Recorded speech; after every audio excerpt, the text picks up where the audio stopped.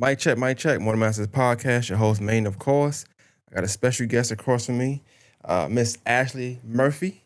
Yes, sir. I said it right? Yes, that's it. I joke like that sometimes. I know you said your name right. My name is so funny that everybody asks me, they're like, did I say your name right? No, you didn't, but it's fine anyway. Yeah. How you doing? I'm doing very well. How are you today? I'm doing great. It was a long time. We tried to get up a month ago, man. We've been busy, ain't Yes, we have been busy, and fortunately, we landed on a day that we could both be here. So this is really exciting. Definitely. Oh, well, I appreciate the time. You taking the time out to come on the podcast for one. I do feel like the topic is very important and for what we're going to talk about. But before we get into anything, just kind of tell the people that's watching, who are you? Like, where you from? Let's start there. Where you from? Where you grew up at? Like, just about you a little bit. Right on. Well, again, thank you so much for having me here. I'm super excited to talk about what I do.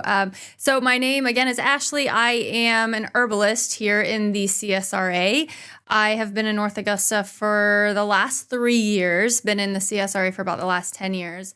I am a wife, I'm a mother, and I am an herbalist by trade. So I work with plant medicine. I created my business back in 2019.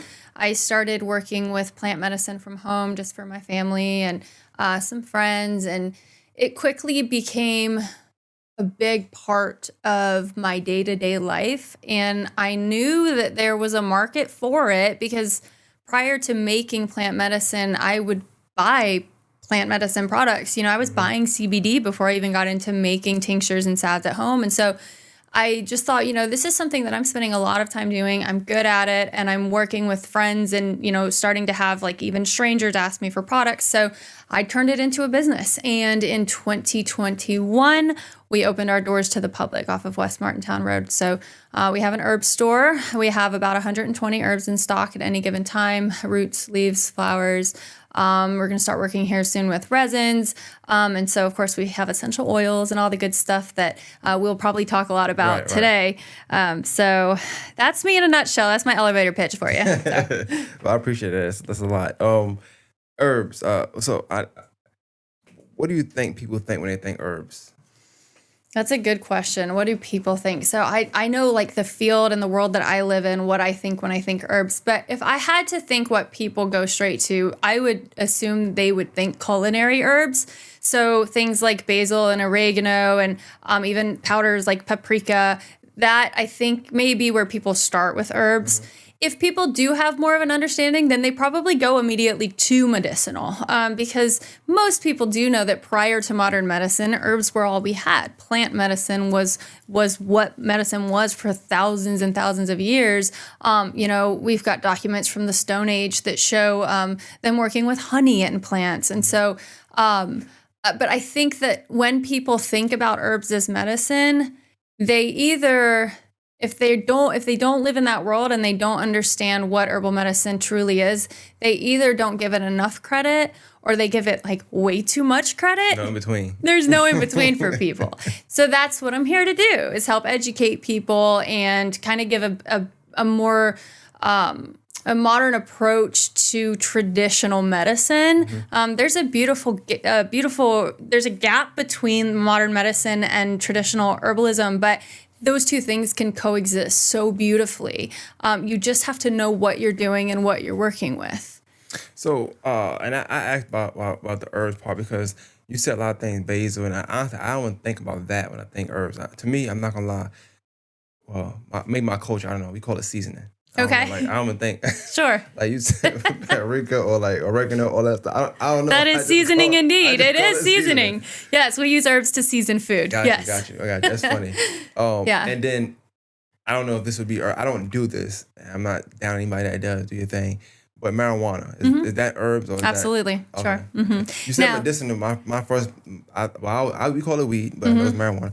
I thought about that. I know. Generally, I love that kind of medicine. So generally, people do not eat cannabis, so that's why we have that kind of the differentiation between culinary herbs and then what we call wild edible herbs. Each herb has a best way to work with it. Cannabis, as I'm sure you know, is great to be smoked. We do encapsulate it. So I heard that. Yeah, I've heard that. I've heard that as well a time or two. And it's a beautiful plant for healing of all nations, indeed. I I do encapsulate cannabis. We work with a lot of cannabis at my store. We work with the cannabinoids that are psychoactive. We work with the cannabinoids that are not. CBD is absolutely medicine for people. It's one of those things, too, that you can get a prescription for it and get it from the pharmacist, or you can get it over the counter, which is what I think that we really want to talk about today, too, which is kind of the dangers of herbal medicine being so easily accessible to the public. Right. So I guess I want to ask you, and because you said the CBD, like I said, I know I'm around a lot of things, but I really don't. I'm not asking to be fun. I really don't know even the CBD. I've been seeing that around a lot. So I know it's stores that say CBD, or edibles and all that stuff. Do you know anything about that, like what that is, and why, I guess, people don't have to be doctors to sell that or have to get prescription to sell that particular? The fact that you don't have to be a doctor to legally sell CBD and THC products, my answer to that would most likely be because of the fact that cannabis, at least hemp, and we can get into those legalities later, but at least hemp, which is defined as less than 0.3% THC by dry weight, that is classified like any other herb in my toolbox as an herbalist. So when I work with Meadow Sweet or I work with St. John's Wort, my working with cannabis is not looked at any differently by the FDA. That is a blessing for herbalists. But it can also be a curse to the general consumers because that means that anybody can work with this particular herb or any herb for that matter, do whatever they want with it, and then sell it under absolutely no regulation whatsoever. So you've got to know what you're buying. That's tough. That's actually a good piece of information to know because, yeah, people can do anything at that point if they want to. Okay, so as far as the over-the-counter, things being accessible, rather. Before we get into what that means and things like that, like, what's your thoughts on that? As far as people being able to get certain things, whether I don't know all the type, but you got your supplements, your things like that you can just get. But I think it's so many people out there that aren't herbalists, right? By definition, of course, they're their own, I guess. But Exactly. You got social media that play a big part in, like, I was talking the other day, brother. I said, I was talking to a guy on my Thinking Out Loud I do sometimes, and he had a theory that the Malaysian flight from 2014 is going to pop up in 10 years, and they're going to be on a 10-year time warp. And I know it's crazy, right? And they're going to just get off the plane like nothing happened. Like, oh, okay, they just thought it was a long flight, not 10 years. Sure. He had nothing to back it up. Okay, it's just a thought he had and said, that's a theory. Theory. He said, it's a hypothesis, rather. I'm sorry. And I said, okay, we're not doing that today. Okay, that's number one. Number two, I looked at it like this. It's people like that, for real, that really do things like that and say things like that, and they will have some kind of influence on a group of people. And then those people will also then start to push that same narrative, whatever it is. So social media, it play a big part in, like, people wanting to try different medicines based on one person saying, oh, this worked for me. I was tired. I took this. I lifted the car up yesterday. Like, it's always some crazy, wild story. And I'm not a fan of it. I'm be honest with you. Me personally, I'm not a fan of it. You being in that world and social media, what are your initial thoughts when you see these, I'm gonna say medicinals or medicines or herbs and stuff pop up and start to get popular out of nowhere, and what would be your mindset at that point? We always experience living in the herbalism world. We experience different herbs getting their time to shine in the spotlight. It seems that every 9 to 12 months, an herb that we're all very familiar with as herbalists suddenly becomes very popular, suddenly becomes talked about. You're seeing, things shared about it. For instance, I had a friend, she sent me a TikTok of, like a video from TikTok about the herb called rhodiola. Rhodiola is an adaptogen. It's a fantastic herb. I had known about it. I had not worked with it yet. It hadn't been added to my toolbox at work. And when she sent me that TikTok, I thought, cool, rhodiola is trending. I'm about to order some. And so I was able to immediately, like every month, I kind of have a new herb of the month that I start studying and working with. And so rhodiola was it for my next month. I was like, okay, cool. I'm going to learn about rhodiola more and start working with it. And when I look back at the TikTok, right? So here's what it boils down to. When I think about what that TikTok video was, it was like some girl looking all pretty in the mirror and just like having B-roll footage, and all of these benefits of rhodiola were coming up on the side of her. But when you watched that, you would have thought that this was the most magical potion that ever existed that was going to just significantly improve your life in all the ways. And so, which is why my friend sent it to me, and she's like, I want some rhodiola. That you have to use discretion and you have to use discernment in anything in life. Right. But what I noticed is that a lot of times people are looking for anything that will just make them feel better. And when they get something suggested to them that is new to them and doesn't seem too off the wall, like an ice bath, right? Like nobody wants to take an ice bath, but the idea of taking an herb that grows from the ground once a day that might have this really amazing effect on my life, they immediately are like, okay, I really want to try that. That is not inherently dangerous, especially if you start to look into the source of where this video comes from, right? But oftentimes, if somebody's making a TikTok about something, they've had personal experience with it.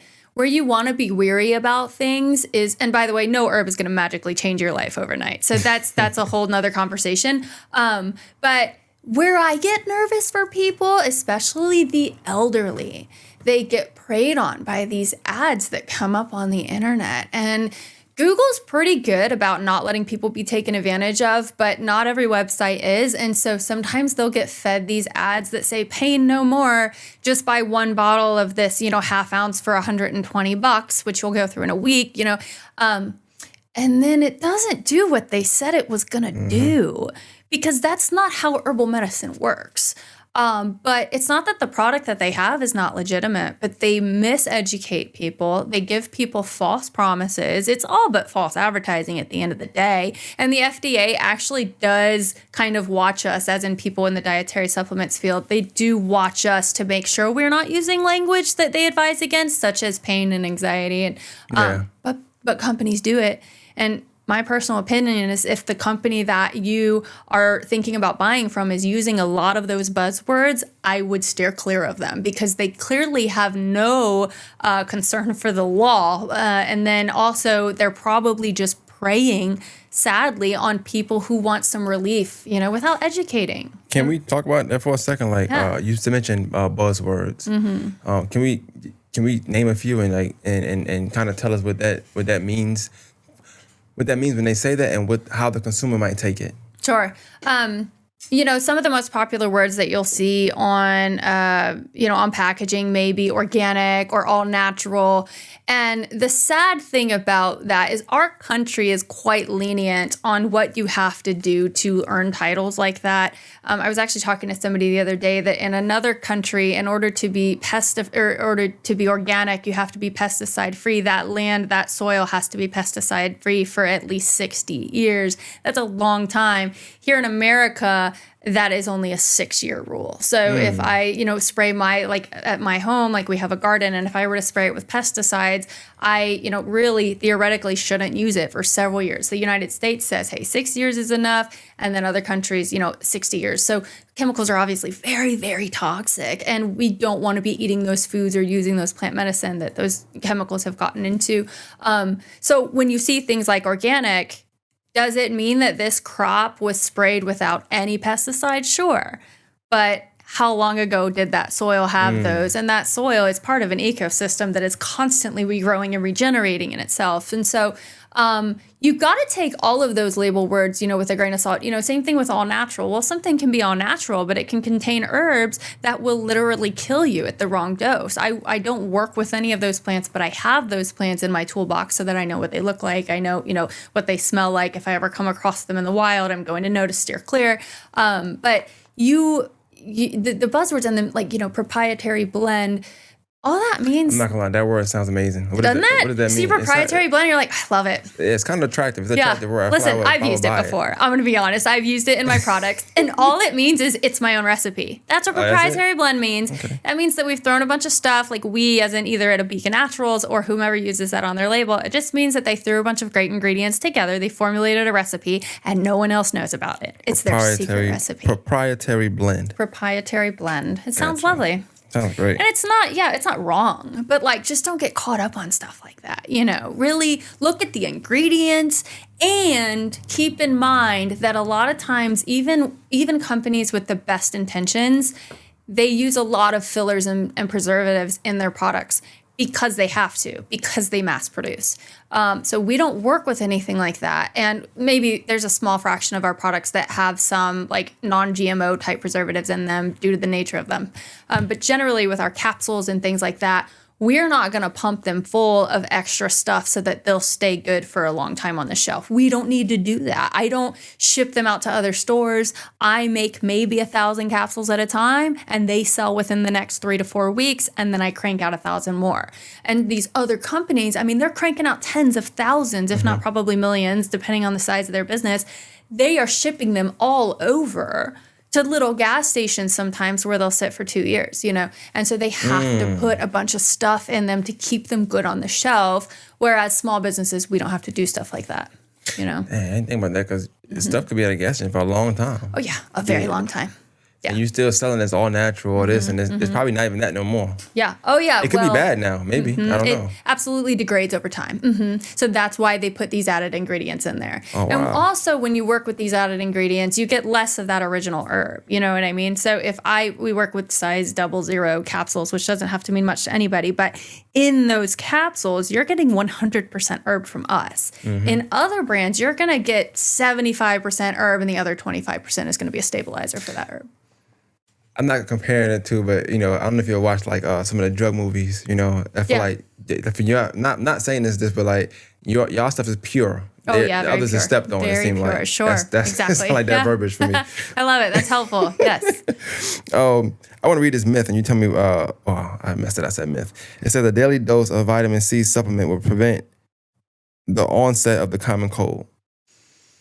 Do I have to say true or false to that? I will say true. If I had to say true or false, I'm going to go with true. And here's why. Our bodies, we have a perfect, I want to think like God's perfect will for us, but it is to be fully nurtured, right? So for us to always feel our best, our body wants to be in a state of homeostasis. That requires a particular amount of all types of vitamins and minerals every day for us. The standard American diet leaves a lot to be desired in your average standard American's body, okay? So that's why things like supplements exist. Indeed, if we are taking a vitamin C supplement, a pure, uncut supplement, which is important to think about, then yes, our immune systems are 100% going to show scientifically that they are in better shape, that our T cells are in better shape, that everything's working more effectively because we have that higher dose of vitamin C than our neighbor or whoever doesn't. But it does matter where you get the vitamin C from. It really does. Because if you go to the gas station, it might be from 3-4 years ago, and it's degraded over time, like you said earlier, right?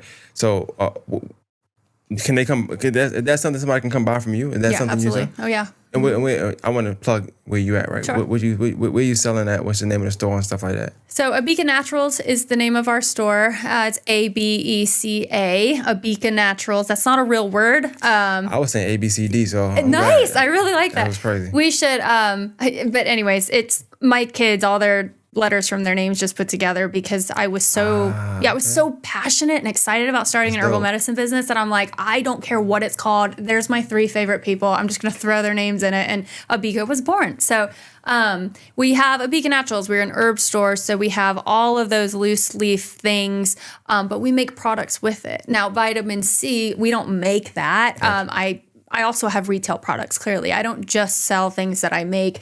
Probably 60% of our inventory is things we make in-house, and the other 40% is things that we buy from, major brands like Source Naturals. We have a lot of local businesses as well. Natural Max Health, she's out of Grovetown. Her name is Sakina. She's a wonderful herbalist. But vitamin C is something that is naturally derived from citrus. So I don't do that. That's not my wheelhouse. I work with plants.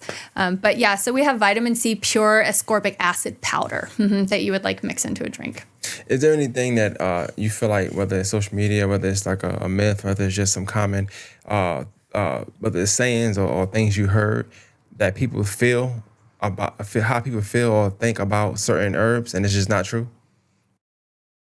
Yes. I mean, even if not, just to say the general idea that herbs don't work as medicine. I mean, that's just so false. When people laugh at the idea of herbal medicine, I just really kind of chalk it up to ignorance and move about my day. I don't think anybody would say that nobody would doubt herbal medicine if they just took 2 minutes to Google studies on herbal medicine. I mean, if anyone doubts herbal medicine, that's just, wow, we're going to have but, I think that a lot of times people stay away from herbal medicine, truthfully, because it's not quick enough for them. Herbal medicine, herbalism is a lifestyle. You don't get to wake up every day and treat your body like literal garbage and then call me and say, I have a UTI. I need something that's going to fix this right away. I indeed have things at my store that are going to help with the pain, that are going to help even break up maybe some kidney stones if you're dealing with that. But what we do as herbalists is educate people on holistic health, and that's mind, body, and soul. Very few people, by the way, do treat their bodies like literal garbage every day and then call me. And it's because they call their doctor and they go get a quick fix of a pill. And that becomes almost its own addiction, because we live in such a fast-paced society where nobody wants to undo the damage that they've done. For many years, people have been eating, poor quality foods and not moving their body. We have as a society moved from men who used to work outdoors all day to men who sit at computers all day, And so we just as a society are sicker than ever, and you can't undo that with an herb on my shelf. It's a complete lifestyle change. And so I tell people the way that I can best serve you is not when you're sick. It's when you're young and well. Start coming to see me. Have your kids start coming to see me when they come out the womb. We're going to get them on a really good probiotic, and then we're going to send them next door to the chiropractor and get them adjusted at 24 hours old. There's a market for holistic health, and it's not just herbalism. The numbers right now on average each year, we here in America spend about $35 to $45 billion on alternative medicine. It's a lot of money. There's quite the market for it. And about 5 to 10 billion of that is spent on herbal medicine alone. Preventative wellness, the people spending that money are people who want to take care of themselves now and walk a really beautiful journey of herbal medicine, so that by the time they're 60 and 70, they're not broken and on 25 different pharmaceuticals. The average client who comes to see me who is over the age of 45 is on at least 5 medicines every single day. And that's a low number. 5 is a pretty low number for how many meds the average American is on just halfway through their life. It's sad. Are you vegan? No, I'm not vegan. Okay. Just wanted to get that out of the way. I don't know. Just ask that question. Not vegan. Good job. I love meats. I will tell you, there's a lot of benefit in being a vegan. I know that meat was absolutely put here to feed us. But if you can do it right, if you have the time to prepare all of your meals, I think veganism is a beautiful thing. Vegan might be a lifestyle too. Vegan is a lifestyle. Because that take time, like you said, with the herbalism, it take time. It's being intentional about what you're putting in your body. I just don't like food. It tastes like cardboard boxes. Yeah. I just don't like Have you ever been to Slutty Vegan in Atlanta? Well, I've heard about. Have you ever heard about it? I heard about it. Yeah, I've never been there either. But I've seen their burgers, and I watched one video of the girl making the burger, and it looked fire. I'm sure it's good, but I don't have time for that. Me neither. I like Popeyes. I'm being honest with you. I love Popeyes. Yeah, so. yeah. I'm definitely. I love a good gas station burger, and it's funny because as an herbalist, it makes people's eyes get real big. Hey, it's funny you would say, "Hey, look, don't get your herbs from the gas station, but you can get a burger from there." Get a burger from there. It's fresh cooked and it's hot. That's funny. Oh my god. Yeah. So on with the talk of herbs, you mentioned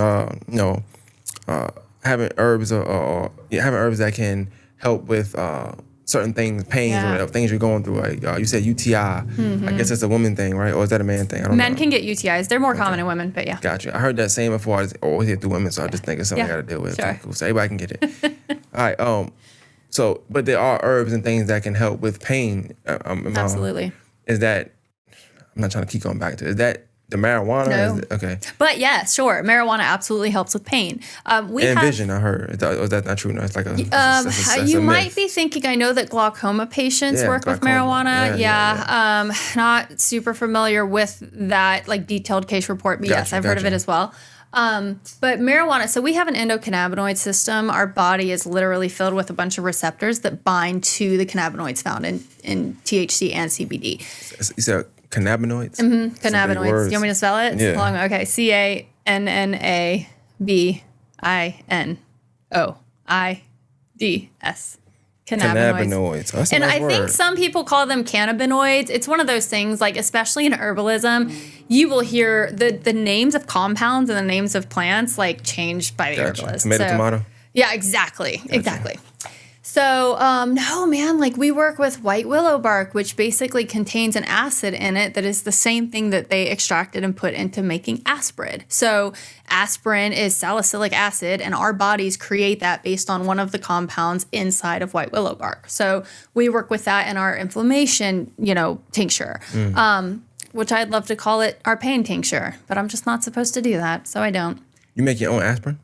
We don't make our own aspirin, but we work with white willow bark, which is the plant that aspirin comes from. Gotcha.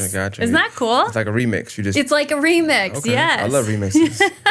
Aspirin's the remix. There what we make is the OG. Yeah, the original. Yes. Yeah, the OG? Yeah. Okay. So that's important to know. Shot with you, get your OG aspirin. And then, and not just pain relief, but we know that saw palmetto, if you want to talk about, certain things for men and women, we know that saw palmetto helps to treat enlarged prostates in men. I mean, that is something that is commonly recommended for men with enlarged prostates. We know that St. Johns Wort helps with depression. It is prescribed in other countries that really actually recognize herbal medicine because the United States doesn't. That's why it's unregulated. That's why anybody can do what I do.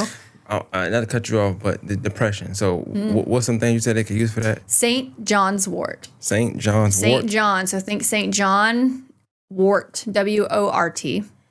That's a herb? It's an herb. It's a plant. And we could get into You don't smoke that, though? You don't smoke St. John's Wort. Okay. You just smell People it? might. I don't. And no, most people don't. But you take that either as a capsule or I recommend it as a tincture.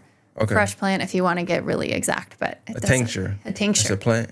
A tincture is a type of preparation of a plant. Okay. I am loving this. This is so fun talking about because sometimes I underestimate, because I live in the world of herbalism, I underestimate that when I just talk about things, people are like, I'm not following. And I'm like, I don't want to be like, oh yeah, but I want to know. Right? Yeah. And then I think I'm doing this for the viewer as well. So they're watching like, okay, what's the tincture? Yes. So a tincture is, you said it's a liquid extract. Okay. From a plant. Yes. So we take the plant matter and we pour a solvent over it. And we work with things like alcohol or vinegar, a little bit of water sometimes. Glycerin is something we work with. But we pour this solvent over the plant matter and it infuses for however long, at least a month. I mean, at least a month, okay? You use time to prepare this real rich medicine. And you shake it often. And then when you strain it, you are given all of the medicinal benefits in this liquid extract, and then you discard or compost the fibrous material from the plant. So all of that plant's left over and we compost it. But you're left with this liquid extract, this dark, herby, stinky, potent medicinal substance. Oh, wow. You was getting good to the stinky part. Yo, yeah, no, tinctures are not delicious. They're not. Oh, no. It sounded like a delicious thing. I don't know. Yeah, tinctures, not all herbs are tasty. Sometimes I work with berries and rose hips, and that adds some sweetness to it. But primarily, I rarely ever formulate for flavor. I formulate just for medicinal value. Mm-hmm. Some herbalists, like Sakina I was telling you about in Grovetown, she's great. All of her products are super effective and super tasty. I love her products, but mine are primarily just... Y'all both in the same field. exact same And field. y'all have a great relationship. Absolutely. We don't do the competition thing. That's amazing. I like that. We like to not play that game in the herbalism field because we're all here to help. We're all here to help our community. And everybody needs a good herbalist. Every community needs an herbalist. So Grovetown's got Sakina. North Augusta's got me. There's an herbalist in Martinez, Peaceful Warrior Apothecary. Aiken's got Haley Manis. And then, of course, there's tons of other herbalists. But these are some that I know about. I knew a bunch of them growing up. Did you really? That's awesome. Oh, you did. They sold marijuana. Those kind of herbalists. Yes, indeed. Let me start the. Yeah. So, all right. So you said you can use the St. Johns Wort for depression. But that's you gotta tincture that, and that's. And you don't even have to tincture that. There are St. Johns Wort capsules. So that's another way to prepare herbal medicine is that you dry the plant, powder the plant, and then put it in little capsules. So I know you said it helps with depression, but like, is there anything saying like how we know it like what do we know? How it, besides straight up anecdotal studies, so clinical studies done on patients who suffer greatly, the same way that they would do studies on, chemical compounds. When they run these trials, they run them for safety, for effectiveness, and all that. Gotcha. Because St. John's Wort is so potent, so popular, it literally is almost as powerful as a synthetic antidepressant. St. John's Wort is a boss. And there are just multiple studies done that it's, I think, 4 times more powerful than a placebo. I mean, significantly more powerful than a placebo. And I work with it all the time. Placebo. Mm-hmm. You know what a placebo is? I feel like I heard that term So before. placebo is when you're talking about clinical studies, when they give people things to take, they have to have 2 groups. They've got to have another group that takes a pill that they don't know. They think it's the drug. You know what I mean? So that's how you can determine if something works or not. Okay. It's Yeah. like a science project. It's like a science project. You have to have what do you call that? Variable or Yeah. There you Science go. has never Yes, been my yes. strong point, which is The funny 2 because I'm an variables. herbalist. Yeah. Yes, I know. Yeah. I forgot the term, but I knew what Yeah, you were me talking too. about. I never got it right, but I knew what it was. Yep, same. Gotcha. Yeah. Okay. And then with so that helps it. So with pain, how do you determine? Does it matter where the pain is at? What kind of pain it is that you would determine what herbs you? Yes. Is the term prescribe or would it be? Ooh, so we sell? Recommend is the word that I like to use Gotcha. to keep it, cool. Definitely can't say prescribe. They'll take my job. And I don't even sell. I tell people like, you don't have to buy from me. Hopefully you have a neighbor with some cleavers growing in their yard that you can just go get. That's my goal, is to empower people enough, But how do they work within the body, and like where does it matter where that pain is localized? Yes and no. Mm-hmm. We have some herbs that affect the entire body, such as adaptogens, which is kind of the whole adaptogens. Can you tell me what that means? Yes. So adaptogens are a class of herbs that are non-specific to their actions on your body. They have a resistance to stress. So if my body is under, whether it's internal or external stress, if I'm dealing with sadness or grief, or if I'm dealing with a broken ankle, adaptogens do not just address my central nervous system, which is, responsible for pain. They don't just address my joint tissue and help it with inflammation. They literally address my entire body, bone marrow to toes, and say what part of her body is hurting right now. Does it need to go up or down or left or right? And the beautiful thing about adaptogens is that they are amphoteric is the word that we use, that they will push your body to go back to where it is supposed to be internally, chemically speaking, okay? And in a non-specific manner. So if I have high blood pressure, an adaptogen is going to bring my blood pressure down. If I have a high heart rate, I'm nervous about something, an adaptogen is going to slow it down. But also alternatively, if I have low blood pressure, it's going to bring it up for me. Adaptogens are beautiful. There's only about 12 well-studied adaptogens that are recognized in the pharmacopoeia. And even the FDA has really started giving, I don't think they would ever do it like loudly and proudly, but FDA sometimes will hint to the idea that adaptogens are good, good medicine. Why not? Why? What's the negative connotation with all this that the FDA don't want to say it out loud? Because we would put them out of business. I mean, as herbalists, like the truth of the matter, and I will die on this hill, is that if everybody took in herbs on a regular basis for their entire life, they wouldn't need easily 80% of the pharmaceuticals that are sold in this country every day. That is the truth of the matter. And so if we started telling everybody, and if the FDA put approval on plant medicine and said, this works, it's effective, and you can get it in your backyard, the big pharma companies would die out, you know? Makes sense. They just being American. So I got you. I got you. No wrong with that. You know, you gotta have that pride. Yeah, just who we are as a nation. Hey, what can we do, man? Put your hand in your hand. That's right.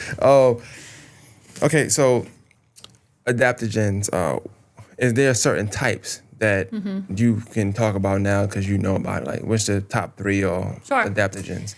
Oh, hold on, so let me ask you a question. Okay. Is ashwagandha an adaptogen? Is that an adaptogen? It is an adaptogen. So is that why they was talking about it so much? Because they just feel like whatever you take it in, I guess if you got 2 left feet, you have 1 right foot, 1 left foot. Yeah, exactly. And that's what I was telling you about the rhodiola. Same idea. One of my friends saw the TikTok. That's an adaptogen too? That is an adaptogen too.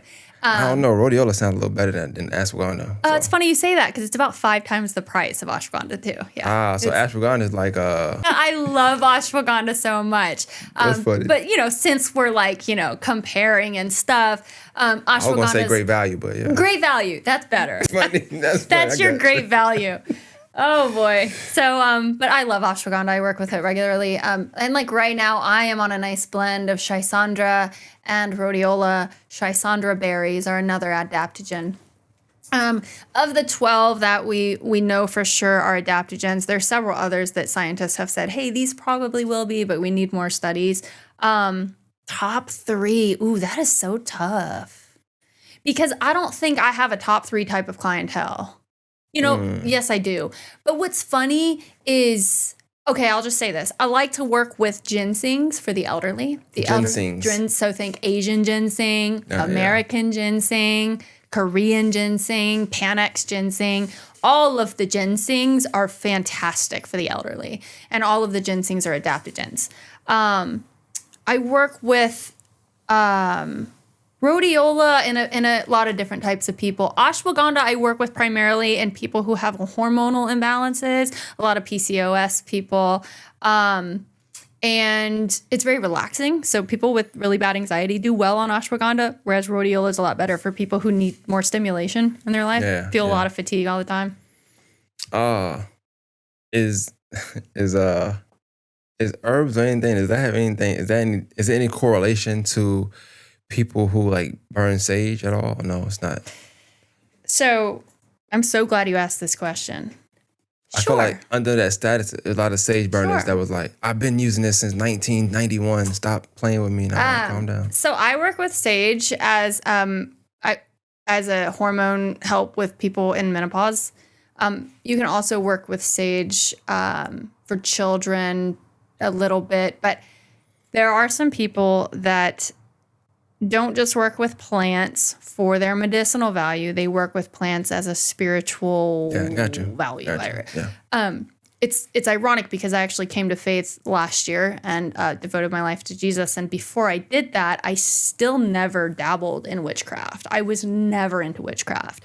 I've always, as an herbalist, I have always only stuck to the scientific value of plants. So the phytochemistry, man, like the compounds deep within those plants and how those affect the body and how that compound tells your saliva to trigger an action in your digestive system. Like that's what I do. But a lot of herbalists who do what I do generally do dabble in the witchcraft side of things too. And then you get into like stones, and for me, it's just never interested me. Gotcha. And now more than ever, I have no desire to ever. I don't need to light a plant on fire to clean my house. Jesus Christ rules my roost. That's funny. And like I said, to each his own. If that's something you want to do, then hey, by all means. Oh yeah, sure. Make you happy, I just. You mentioned like sometimes people will get a pill, and then they start to rely on that pill. So it kind of, in the long run, it kind of hurts them more than it helps them, because now you're relying on that pill. And I think sometimes people use like anything that social media, once again, is saying, hey, do this, it's going to bring you peace. Do this, is going to bring you cleanse. Do this, is going to, and now you find yourself, you're doing herbs, you're doing sage, you're doing this, you're doing everything that and some of these things are done for different reasons. Mm-hmm. Like you mentioned, I was talking to somebody who I work with. I might have on the podcast, but I'm gonna do it audio only because I don't want her to be on camera per se. I think she practices witchcraft, whatever. Yeah, cool. I'm not against anybody. Hey, everybody has I like what to they learn worship. things though. Yeah, sure. And as she was talking, this is a 5-minute conversation. And she was talking, she brought up stage. I said, hold up. I know people that do stage, they ain't witches though. She said, well, that's a witchcraft thing. I said, I didn't that's know a witchcraft. that. That's a witchcraft This thing. stuff I don't even know. Yeah, you know? for sure. Stuff just fall on my desk. I don't be knowing this stuff sometimes, sure. but I like to learn, you know? Yeah. So I thought that's funny that you say that. But but I want to bring up the ashwagandha because I know that was like a topic. Was that something did you notice that like a month or two ago? Because they stopped talking about it now, but about a month or two ago, it just got real popular. Oh, yeah. For whatever Ashwagandha. reason. Mm-hmm. Was it a famous TikTok I missed or something? 'Cause I know you Probably. said rhodiola. Yeah. So. I don't know. I do remember when ashwagandha got popular. And when it got popular, it was already part of my arsenal. So people just started calling me and they were like, hey, do you carry ashwagandha? And I was like, I don't know where this influx of calls is coming from, but I'll take it. One day you just got 30 calls. Hey, exactly. Ashwagandha is probably our top selling extract for sure. Mm-hmm. And not just because people call for it, but because I also work with it, period, as an herbalist. But what I do too is I would be doing my visitors and customers a disservice if every time someone called and said, do you have ashwagandha in stock? I just said yes and then sold it to them. When somebody comes in and they tell me what they're looking for, we start a conversation. We start talking about what really brought you in today, you know? And it's not because you saw an ashwagandha ad. It's because you've been suffering and then you saw an ashwagandha ad. So let's go back to the fact that you're suffering because as an herbalist, I'm able to help you find the right herbal friend to work with, you know? And sometimes it's a single herb and sometimes it's a blend of herbs. I try to maintain a less is more approach with my ingredients list, but some of my clients are really complex situations. And so they require very complex blends. And those are fun and beautiful too, you know? So I know we spoke about it a little bit. I don't have a problem with people, the ashwagandha thing getting popular. I just remember like never seeing that word and then just seeing that word a lot. But it's been around a long time. So like, it's been around for a long time. Is that something that can everybody just take that, or is it something like do you need to know certain things about a person? Like does it matter what other medicines you're taking? Yes. Like your day to day, like could you be on something else that could affect you, or that ashwagandha could affect what you're taking, or vice versa? Is that a thing too? That is absolutely a thing. My hopes as an herbalist is that no herb that is contraindicated for something ever becomes super popular because that would really make me nervous. Ashwagandha is contraindicated for like 2 very obscure situations and medications. I have never had a client present with any of those situations. I have never known, and I work with a lot of people, I have never known ashwagandha to be contraindicated for anyone that I've worked with. So there are people out there that can't take it, but they probably already know that. And I say that because, for instance, I have a very dear friend who has cancer. Praise God, she's in remission. But when she was actively going through her treatments, her doctors told her long before she even asked me if, I had anything that could help, don't take any herbal supplements. Like they told her don't take anything along the meds that she was on, the treatment program that she was on, because like pretty much every herb was contraindicated for it was what their point was. As an herbalist, I kind of politely disagreed with them, but I respected her choice. She stopped taking elderberry. She stopped taking kind of everything at that time. And she's doing really well right now, and I'm really happy about that. But, ashwagandha is one of those that generally everybody can take for the most part. But like St. Johns Wort, right, for the depression, that is one that is contraindicated for certain pharmaceuticals. If you're on birth control, it's going to make them all but ineffective at the right dose. People need to know that. Yeah, I would hope so. That's kind of crazy. People need to know that. People need to know. We know that if you're about to have surgery, you've got to get off of things like ginger. You've got to get off of things like garlic if you're taking in therapeutic doses because those things thin your blood. We don't want that when you're under the knife, St. Johns Wort, is that a adaptogen? It is not an adaptogen. Okay. No, it's too specific on the brain to be an adaptogen in the nervous system. But that's something, I guess, that's something somebody can just go buy. I can buy it anywhere. And if buy it from you though, right? Yep. Oh, yeah, you can buy it from me. Tell your shop, where you shop at again? North Augusta, West Martintown Road, 503 West Martintown Road. Oh, there we go. I just want to put that in real quick and just stay watching this, Yeah, right on. Head on down there. Yeah. Okay, so that's not an adaptogen. And before you leave our store, if you have St. Johns Wort in your hand, there's only 2 of us that work there. So we were going to have told, like, when you leave our store, whatever you have, you've been counseled on, if you will. You know how like pharmacists, when you buy medicine, they're like, pull aside, I'm going to tell you some things about it. Like, that's just part of our checkout process. We're not just going to. Now, some people come in and they're kind of like nervous and they're kind of standoffish, especially if they're buying like legal pot. They're like, oh, this is so weird and sketchy. And I'm like, we don't do sketchy things here. But some people don't want to be bothered. And I respect that. I make it very clear that I'm here to answer questions, and I tell them what I know that they need to know. But sometimes they want to be in and out. And so we don't, get to have super lengthy conversations. But for the most part, nobody leaves a stranger. You know what I mean? They're friends. I know it's going to be like a silly question, but legal pot. Mm-hmm. Yeah. I'm not going to lie. It's still a lot of good words. That just didn't sound like the sexiest so things of all sexiness. But I tell you what, a lot of people don't realize. Have you heard of Delta 8? Delta 8 is... Delta 8 has become every soccer mom's dream because, they don't have to go meet up with some strange person anymore to get some pot. They can literally just buy edibles from the local herb store. Delta 8 is a psychoactive cannabinoid that comes from cannabis, just like marijuana. Marijuana is defined as Delta 9 THC, and that is federally prohibited and definitely illegal in the state of South Carolina. But a couple of years ago, hemp farmers got together with some very brilliant chemists, and they were able to isolate other psychoactive compounds from pot, and now those things are legal and sold on the shelves in every state in America. So I'm one of those shelves. Now, I don't cater to like stoners. I don't sell stuff to people who come in looking to get high. I will sell it to them. That's fine. But like my clientele are looked at almost as patients. They're not my patients. I'm not allowed to use that word, but they are little elderly people. Yeah. You care about them. I care about That's them what it is. so much. I got you. And we work with THC as medicine every day. And I get people off of antidepressants every day with things like mood-enhancing chocolate bars and a good old dose of St. John's Wort, I care deeply about our clientele. And so we do work with cannabis. Totally legal THC, psychoactive, and will make you sleep like a baby. Yeah, if you can't sleep, they can come out and come. They can come get some.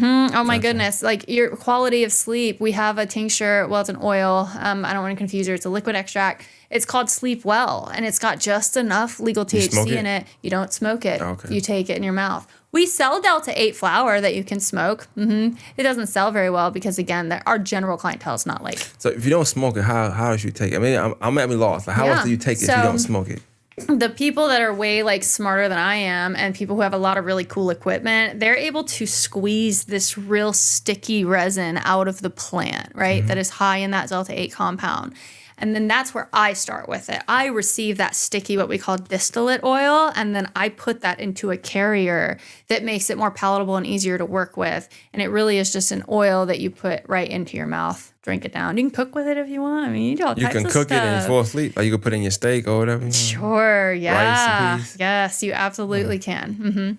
Yep, we have honey. We have Delta 8 honey that you can put on your toast. And then some people give it to their dogs, so that's actually quite new. CBD, we've been working with CBD and pets for eons, right?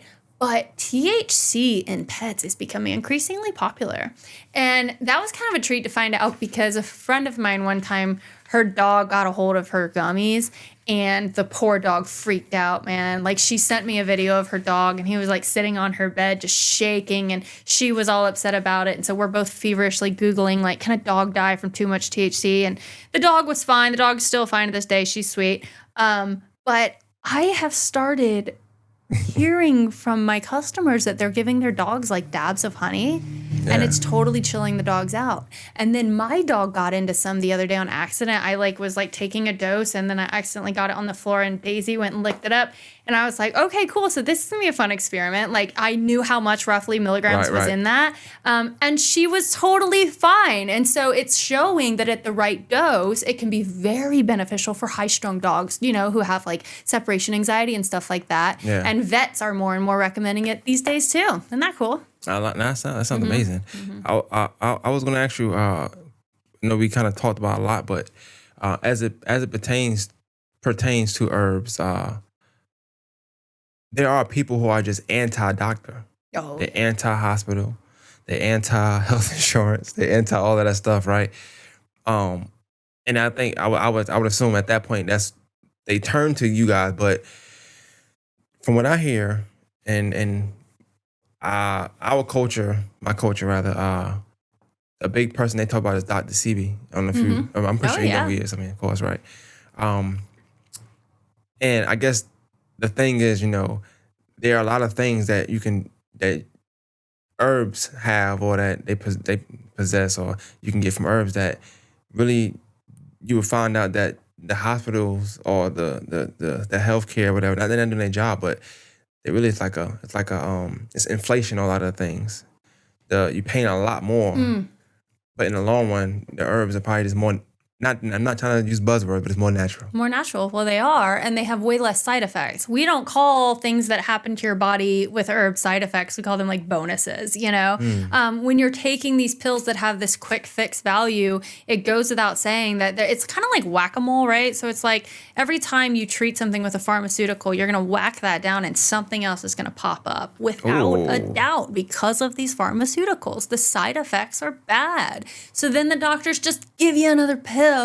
And what they forget is that there was something that caused that initial problem. A lot of times people, especially under chronic amounts of stress, who don't deal with it, through therapy or spirituality or whatever it may be, they have chronic IBS. Like their stomachs are tore up all the time. And so doctors are like, okay, cool, here's a pill for it.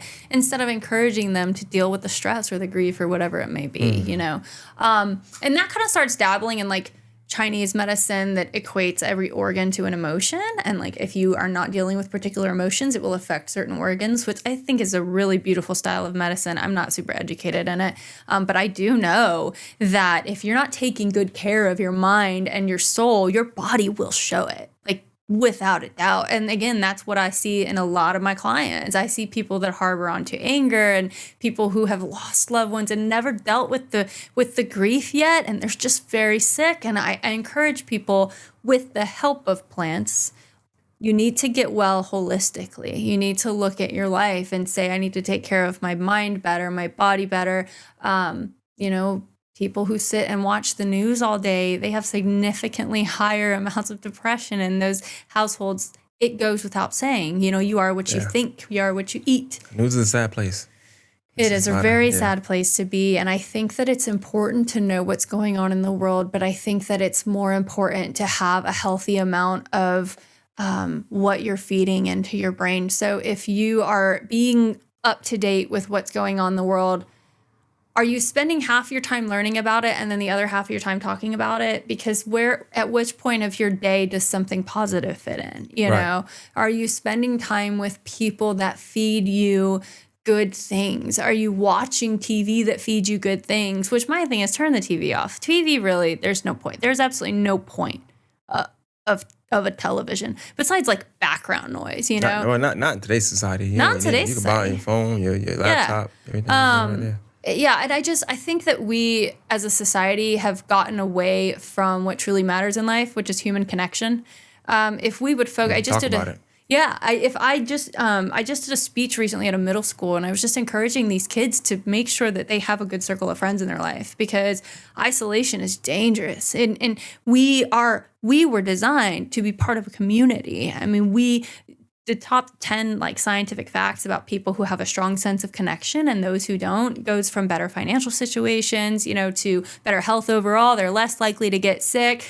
So many benefits in being part of a connected community. And I say all that to just go back to the idea that herbalism is a part of a lifestyle of taking good care of yourself. You can take an adaptogen all day long, right? But if you are constantly angry, if you never go outside and get sunshine, if all you do is sit in your basement and watch the news, that adaptogen, is it doing something for your body? Yeah. But is it swimming uphill? Absolutely. It's a lifestyle. You got to take care of yourself. You can't just depend on a medicine. You have to take care of yourself to feel good. Y'all got any herbs for somebody who drink a lot of soda? That's a really good question. I know a guy. Yeah. Yeah, I know him very well. If your biggest risk is being dehydrated because of it, then I would probably recommend just lots of water, but not too much, because, that'll make you real sick too. It will deplete your sodium levels. So you got to be careful with your water intake. I work with some herbs for the urinary system for sure, but my recommendation would be stop drinking so much soda. I know it's hard. A lot of times the advice that we have to give people is really hard advice, you know? That guy's hard-headed. He's not going to stop doing that. He loves Marche Pepsi, man. But I hear he runs a good podcast, so that's good. That's funny. Okay, and so about headaches. Mm-hmm. What about headaches? So I know you mentioned, you said, is herbalism is a lifestyle. Yeah. But if you have a headache, is it something that they can come to you and I'm not saying you're going to fix the headache, but maybe you will. Mm-hmm. Herb-wise, they might not want to take Tylenol, or their body might reject ibuprofen or Motrin or whatever, the medicines. I have things for that as well. We do. And I'm just curious what that is, because this is more education for me too. Yeah. So. We do have those things. And one thing, ibuprofen, like you were talking earlier about people who are like super anti-doctor and anti-medicine. And I used to be one of those people. I used to be just so against modern medicine because I had a really healthy fear of it. And I still have a healthy fear of it. There are some people that think that like it is everything, modern medicine. And then there's some people who think it is to never be used at any cost. And so I had to find a delicate balance of being right in the middle of that. My daughter had open heart surgery at 3 months old, and she was on Lasix to drain all of that extra fluid out of her body.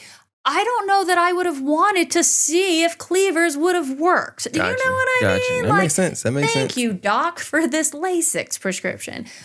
There truly is a time and a place for modern medicine, for chemicals. But things like ibuprofen and Tylenol, they're not good for your liver, especially Tylenol. And I drink soda. And you drink soda. And you know what's... But I would worry more about your pancreas. Yeah, that too, yeah. Mm-hmm. I don't need it right now, I guess, but yeah, I mean, I'm getting older, so, What's your favorite soda? Can I just ask? Well, I try Pepsi, yeah, of course. Pepsi? Yeah. Interesting. I'll drink Coke, too. One of my vices is Mountain Dew. I do love a good, nice, crisp Mountain Dew. I saw a documentary when I was a little younger, and everybody's teeth was broke that had Mountain Dew. Yeah, it's garbage. It's literal garbage. All of it. So is Pepsi. Yeah, they was in the mountains working coal mines, and none of them had teeth. They all like to work Waffle House. I said, I can't do that.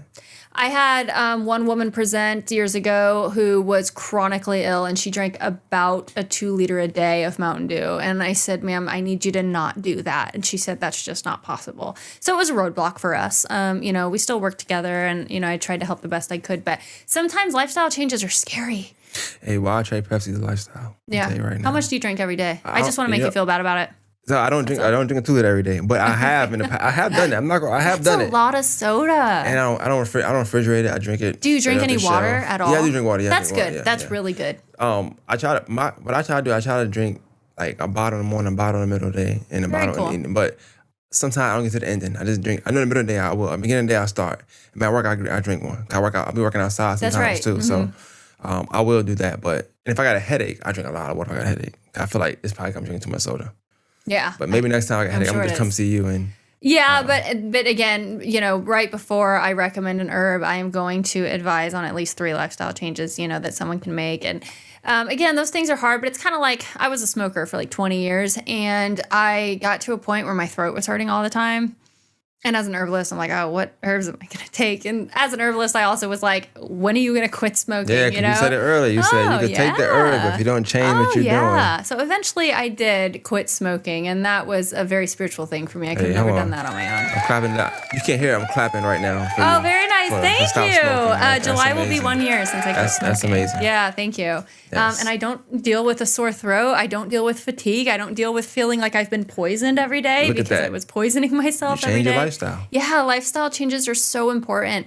And, stress relief is important too. And I used to joke about that when I still was a smoker. I would tell people like, hey, listen, I'm a holistic health expert. I understand the importance of mind, body, and soul. This may not be great for my body, but it's really good for my mind and soul because when I'm stressed, I have a cigarette and it makes me feel better, So you could justify pretty much anything. But now I have different methods of stress relief. I have learned the value of deep deep breaths, and walking away into another room sometimes is just worth its weight in gold. And so, you learn, you grow and you learn and you do better and you make better choices. You seem chill. Like, so this is nothing to do with this. I'm just curious. What is something that could stress you out? I just feel like talking to you, right? You talking, you just seem like you don't get stressed out. Thank you. I really I don't know if you took Ashwagandha before you came in here. Sure. I take adaptogens daily without a doubt. Gotcha. The biggest trigger in my life is I have 3 kids, 2 of whom are 5 and 4. And so I get overstimulated really easily at home. There is always, because I own my own business, there's always like something going on in my mind work related, and a message that's coming in that I'm like, I want to answer that later, but I don't want to leave this person hanging. And then I have my beautiful little people. The most important thing to me at my mommy, mommy, mommy, mommy, mommy, mommy. So I get very overstimulated sometimes. And I used to like lose it on my kids. And I used to be like, hold on a second. And I got to a point where I just made a decision that I didn't want to break my children's spirit. Like, I did not ever want to do something I couldn't come back from. And when they look at you with their little beautiful eyes and they just mean well and just want your attention, something drastically changed in my life around the time that I came to faith. But they pushed me to the point of not being chill every single day. And I take a lot of deep breaths every single day of my life. And it allows me to be a better mother, because they're still at an age where they don't sense or pick up on the complete inauthenticity of my gentle, yes, baby. That comes after a deep breath. I'm about to lose it. Yes, baby. All they heard was yes, baby. And it means the world to those kids, Yeah. So I'm just curious now, is it, you have any urge for that? Somebody who got 3 kids or who got a lot of kids? Mm-hmm. I think the daily adaptogens I take absolutely help with that. But like we sell, and I'm going to be honest, a lot of my stay-at-home mom, clients and visitors, they are the big fans of the Delta edibles, because they're mood enhancing. When you have the right dose of THC, you're not like stupid and high. Like, I always think of like 16-year-olds who get all baked and crack up and like can't even function. Like, that's not how adults who enjoy edibles act. It's a mood enhancement. That's it. And it's just totally natural. It's beautiful. There's no side effects. And so, I imagine a lot of my moms are my moms, as in my visitors and my clients, they are better moms for it. It really helps chill them out. But it's not just the edibles and the cannabis that helps with that. We have other things like L-theanine, which is actually just an amino acid. And that could be a conversation for another day about supplements, but it's an isolated amino acid that absolutely is calming to the nervous system. And it's so an herb? It's an amino acid. It's a compound that is pulled from green tea, actually. Okay. So that's a whole thing. But GABA is another supplement that we carry that helps. GABA. GABA, you ever heard of that? I heard it, like Yo Gabba Gabba. No, that is totally different. Yo Gabba Gabba, he was cool, huh? For a little while, yeah, I just remember that. I thought maybe, sometimes it'd be like these distinctions and you don't know until 20 years later, like, hey, that came from this. No, it did not come from that. Gotcha. Oh, Yo Gabba Gabba, that's funny. So, no, we do have different compounds that what you would be looking for, if you want to write this down, is a nervine. Nervines.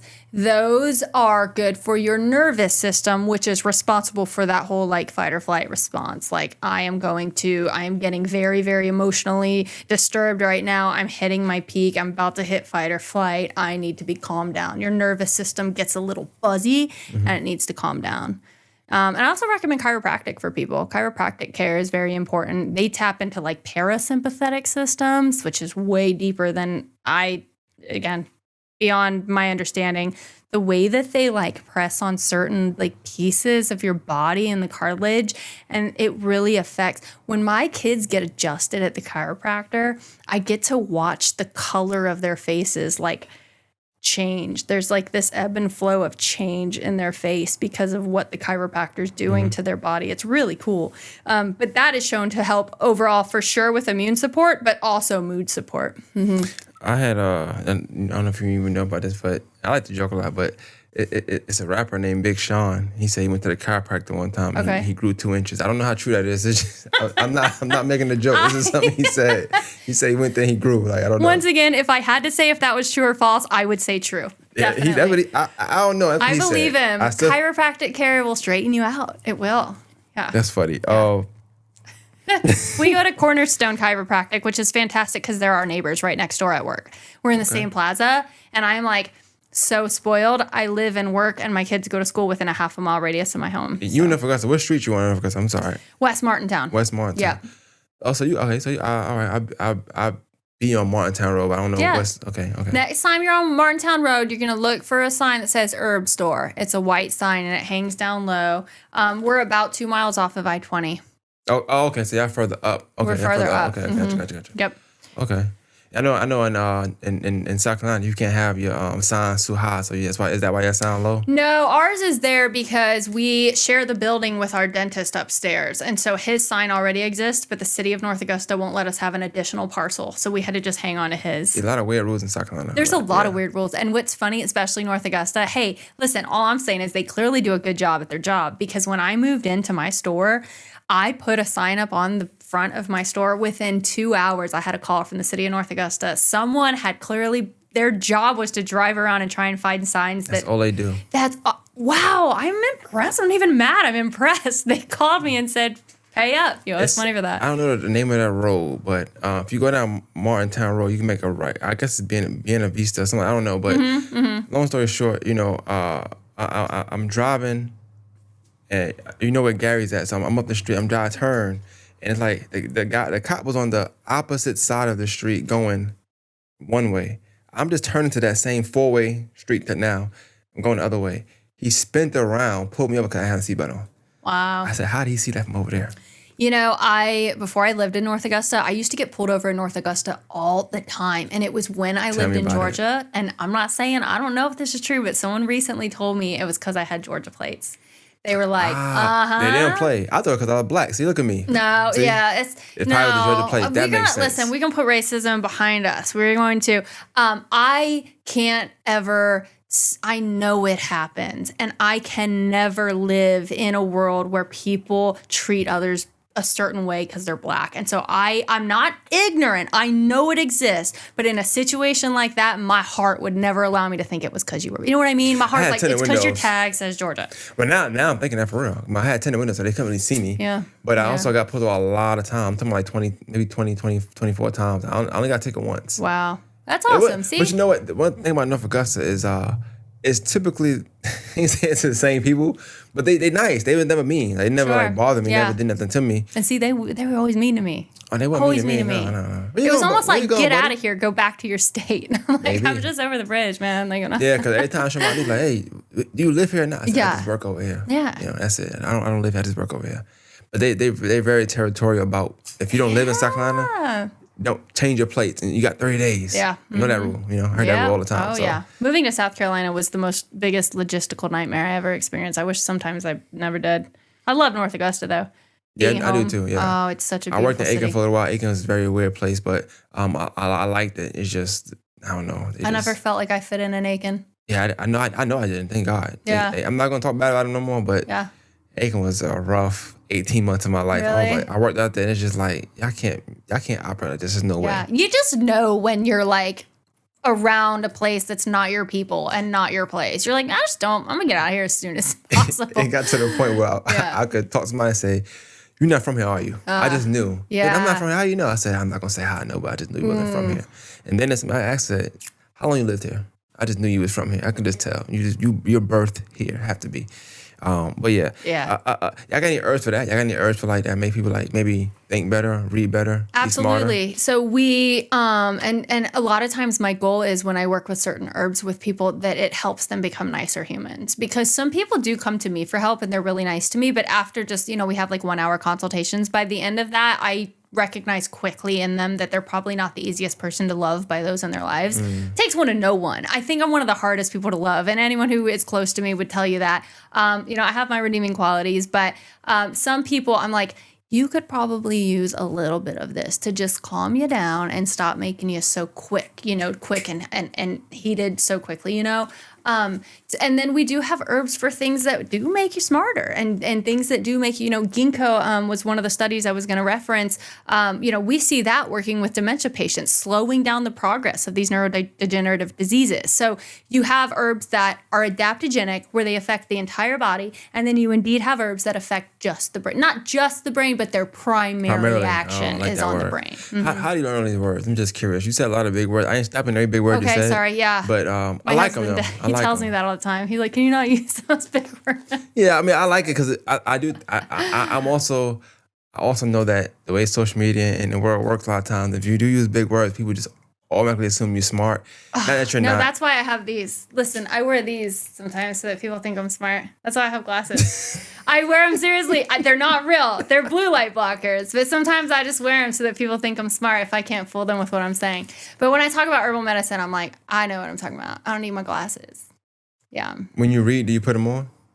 I wear these glasses way too often. All my friends make fun of me. Do you push it up with your index finger, like when they fall down a little bit? Yes, and I love these glasses. Don't they make me look really smart? Yeah, you do. I feel like A+ right now. I love these glasses, and I always have them on me. They're almost like a security blanket. Like if I really want to feel hyper focused, like instead of taking an herb, I'm like, I'm just gonna put these glasses on.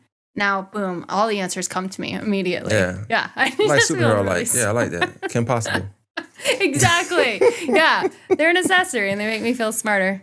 But yeah, there is an herb for everything. That's what we tell people. We're like, there is an herb for everything, but you don't get to use herbs as your magic fix-it pill. That's not what we do with herbs. We work with herbs. They're our friends, and we take them regularly, and then they help us feel better, and then we give back. We plant more herbs and more trees, and that's a whole nother conversation, is harvesting and stuff. What in your opinion, what would you say the difference is between a herbalist, that's the word, right? Yes. Herbalist doing, whether it's selling CBD, selling herbs, selling the plants and what you do, versus someone who just opens up a CBD shop?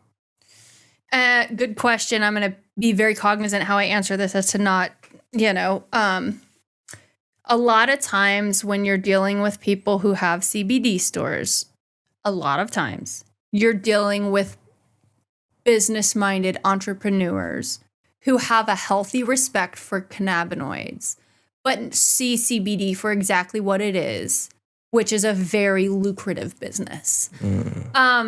The average retail markup on CBD is about 400%. It's a difficult business to be in when you're an honest person. And a friend of mine, Sarah, she owns the Humble Collective up in Michigan.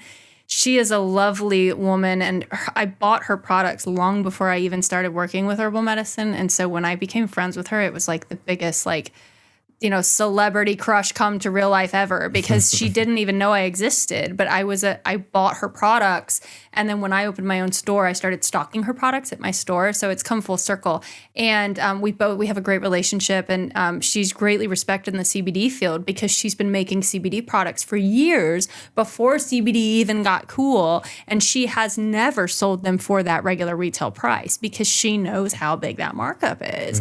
And like if we made CBD products, I'd have a fairer price as well, but I don't. I outsource my CBD products, so I have to sell them at retail. And I have so much respect for my supplier. They're out of Charleston. But the bottom line is, as a manufacturer, like even of Delta 8 products, I can tell you that the markup is huge. So anybody who opened a store specifically for CBD, it's not that I think they're fake or anything, or that they don't know their product. Sure they do.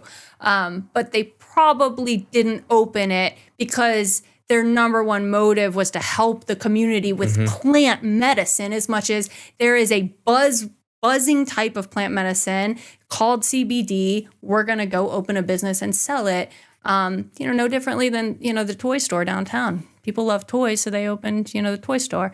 It's not that you would be dealing with somebody who doesn't know their stuff, but would I recommend working with an herbalist over a cashier at a CBD store? Absolutely. Okay. Find a local herb store, and that's where you're going to find, again, whether you're here in Augusta or anywhere else, like Peaceful Warrior Apothecary. She's I don't know what road she's on, but she's in like Martinez, New Life Natural Foods. Those people work in the field of herbalism. That's where you want to go to get recommendations and learn more about stuff like that. So it's really more so, it's not about, like, and I like your answer because your answer wasn't, don't go there. It was more so just like, I mean, it's fine. But this is why that's there, and this is why we're here. Yeah, they more expect you to pop in and out. Like you're gonna go in there, grab your CBD, and then leave. The reality of it is that you're dealing with a herbalist versus a businessman. Yeah, exactly. Mm-hmm. So I mean. Yeah, and that's kind of a blessing and a curse because I don't know how to run a business to save my life, but I love plant medicine and I love people, so I have survived this long. But yeah, people who own CBD stores generally went to business school, not herbalism school. And people like me usually went to herbalism school and not business school. Why you say that? You don't know how to run a business. Why you say that? Oh my gosh, I've been winging it since day one. I don't know. I hate being a business owner. Anyone who knows me will tell you that. Like, I always say that it's true. The only reason I started this business was because there was no like full-time positions for herbalists. That wasn't really a thing. So I was like, well, I want to be an herbalist, so I might as well get busy starting a business with it. Gotcha. And it became successful because there's a need for it in the community. It's such a need, and I'm grateful to provide that service. It is a true blessing. Well, another blessing was, you coming through and helping and talking to me. One thing like that I like to do is, even if I post something, and I joke a lot. So if I post something, most of the time I'm just joking. I'm not taking it serious. But when I feel like taking it serious, I also want to educate myself and people that I know follow the podcast. So when I did make a post about the ashwagandha and stuff, and people were saying that their grandma and their grandma was giving it to them back in 87 or whatever, I was like, okay, well, let me learn about it, a little more. But I know now, talking to you, that I wasn't just going on a tangent. That was a real thing. It just happened to get popular out of nowhere for whatever reason. Yeah. It must be, and it could have been TikTok. Like I said, we live in that society, a microwave society right now, where one TikTok, which is a 7-second or 10-second, 30-second video, it'll make something just go crazy. Exactly. With the right amount of shares and stuff like that. So we got ashwagandha, you got rhodiola, St. Johns Wort. I know it's I'm just naming titles. Hodgepodge of the herbs. Come on, keep them coming. That's not but St. Johns Wort isn't a adaptogen. Not an adaptogen. Okay. I'm about to say Cinnabons. Cannabinoids. Cannabinoids. Or cannabinoids. I mean, you were right. Some people call them that. Those are compounds found within cannabis. Gotcha. So that's not a plant. Cannabinoid is not a plant. It's a compound. It's a chemical compound. If I see organic or all natural, I should question it. It's a buzzword. It's a buzzword. Don't put too much weight into it. Yeah, it's America. So. Yeah. What was this word? Something blend. What was that Proprietary. word? Proprietary. Yeah. Proprietary blend. That just means you made it yourself. That just means that's their recipe. Every blend is a proprietary blend. Gotcha. But it sounds pretty, so sometimes we put it on labels. And you're a herbalist. I am an herbalist. I got notes. I just write down legal pot. I just write down a bunch of stuff. I'm just I love writing it. stuff. Okay. Yeah. Yes. TikTok. Okay. Herb of the month. All right. It's the last question for us. Yeah. All right. Herb of the month. You say you do that. What is your herb of the month now? I don't know that I necessarily choose one on the first of every month. What have I been working with mainly lately that's kind of new for me to be focused on would be my question over the last month. Either going to be Yerba Santa. It's a Christmas plant? No, it's not a Christmas. No, it's so funny. Write down Tulsi, Tulsi.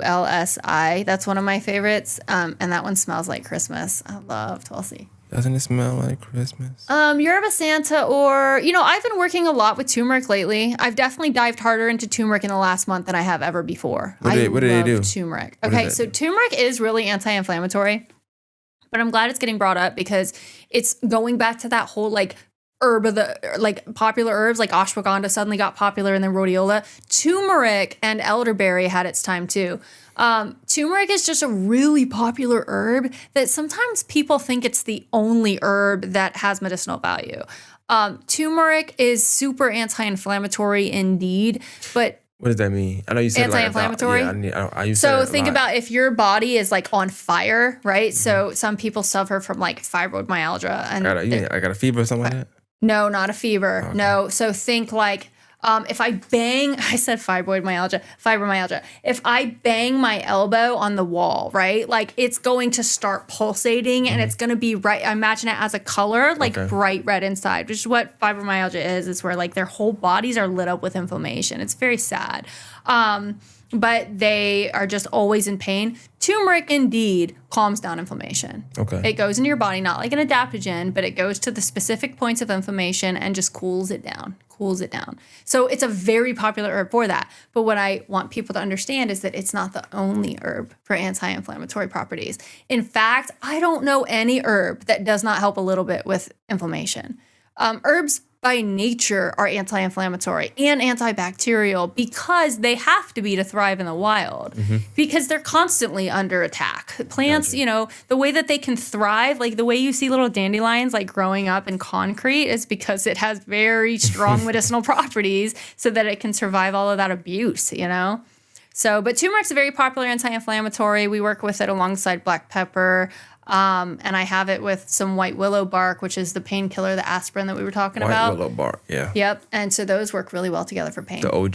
The OG aspirin. There we go. Right. This is the last one, I promise you. Okay. How, because I had, and I don't, it wasn't you, but I was at work and a lady got on a tangent, just talking to me. I don't know what happened. I forgot. Was talking to me and she was like, yeah, because don't let your kids get the COVID vaccine, You can use herbs, How did you deal with COVID being a herbalist? Or were you already a herbalist at that point? I was an herbalist when COVID hit.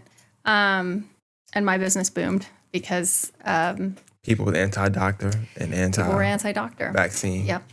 I will say this. And again, you ask these really tough questions because I have to be very careful on how I word these things. We don't get vaccinated in my family. No one in my family receives vaccines of any kind, okay? So I will say that on the record for sure. Vaccines are inherently dangerous, okay? Vaccines serve a purpose, provided the consumer is fully informed of the risks. I have no concern with vaccines. The problem is we as a country, and there was a global effort not long ago, except for some countries that didn't push vaccines that have very low death rates. It's very interesting. But we, especially here in America, got to a point where we were fed this lie that the only way to stay healthy through that pandemic was to get vaccinated. And there were a lot of lives lost because of that lie. That is all I'm going to say about that. I don't feel comfortable saying anything else. No, I respect it. I'm not saying COVID is over, but for the most part, I guess we've put some kind of hold on it. I haven't heard my had COVID in a long time now, but it is, that's strange in itself. But it's weird. The flu all but disappeared when COVID came. Wasn't that strange? I think to me, it was one of them things where your side of the fence depending on what you had going on during that time. Me working in retail during that time. Where I worked at, we never seen that amount of money come through the stores like that. We went from, it was times we would do $1 million in a week, but you knew a week you was up against that $1 million. You get like 1 or 2 through the summer. When that happened, we made $1 million from like March up until like December. Wow. Now it's like you make $1 million every week it's a regular thing now. I remember like you do $1 million a week chance, and it's like every week was $1 million. I mean almost 2, not like 1.1. I'm talking about 1.7, 1.8.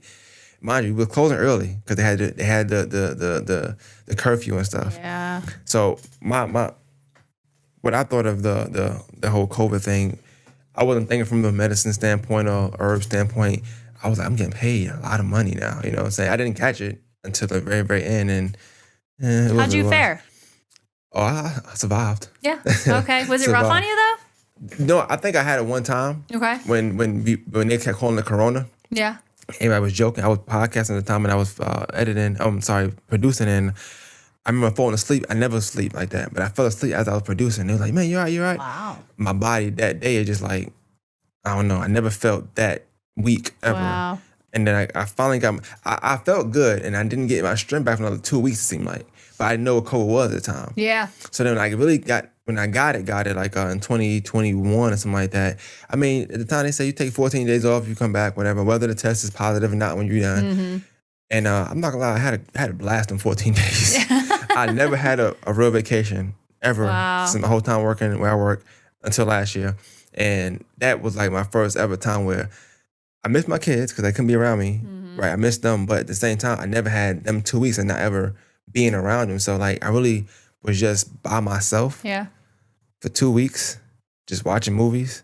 I mean, I could not complain about that. Yeah. I honestly wish they'd gave me 3 weeks. Yeah. At the very least, that's what a lot of people did get out of it, was just paid vacation time. I'm in management now, so I know that. I was like, people just milk it. My job now, they say you can't get the COVID pay no more. Yeah. So the last week, up until everybody said they had COVID. Yeah. So it's like that, man. But this was a dope conversation, though. I appreciate every part of it. Thank I learned you a for lot. having me. I think it's informative. I know when I put this out, I'm putting the audio out tonight, so I'll send you the audio as soon as it comes out.